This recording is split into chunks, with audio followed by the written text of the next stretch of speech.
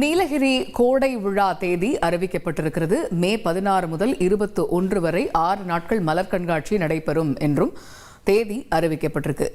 இது பற்றிய கூடுதல் விவரங்களை எமது செய்தியாளர் வில்லியம் விவரிக்க கேட்போம். வில்லியம், வணக்கம்.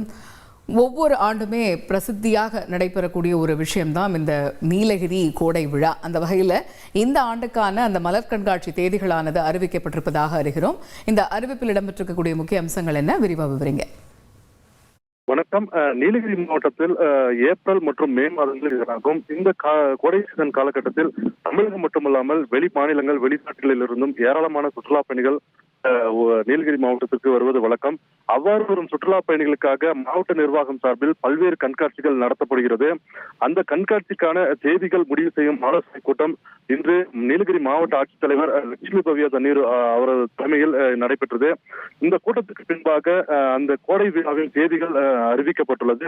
அதன்படி மே மாதம் முதல் வாரத்தில், அதாவது 3 மற்றும் 4 ஆகிய 2 தேதிகளில் கோத்தகிரியில் 13வது காய்கறி கண்காட்சியும், மே 9 முதல் 11ஆம் தேதி வரை 3 நாட்கள் ஊர்லூரில் 11வது வாசனை திரவிய கண்காட்சியும், மே மாதம் 10ஆம் தேதி முதல் 12ஆம் தேதி வரை உதகை ரோஜா பூங்காவில் 20வது ரோஜா கண்காட்சியும், மேலும் பிரசித்தி பெற்ற மலர் கண்காட்சி மே மாதம் 16ஆம் தேதி துவங்கி 21ஆம் தேதி வரை சுமார் 6 நாட்கள் உதகை அரசு தாவரியல் பூங்காவில் நடைபெறுவதாகவும், மே மாதம் 23ஆம் தேதி முதல் 25ஆம் தேதி வரை குன்னூரில் 65வது பழ கண்காட்சி நடைபெறும் எனவும், இந்த கோடை விழாவின் முக்கிய நிகழ்வாக முதலாக மலைப்பயிர் காட்சி குன்னூர் அருகே உள்ள காட்டேரி பூங்காவில் மே மாதம் 30ஆம் தேதி 31ஆம் தேதி மேலும் ஜூன் 1ஆம் தேதி வரை நடைபெறும் என இந்த கோடை விழாவின் தேதிகளை தற்பொழுது நீலகிரி மாவட்ட ஆட்சியர் அறிவித்துள்ளார்.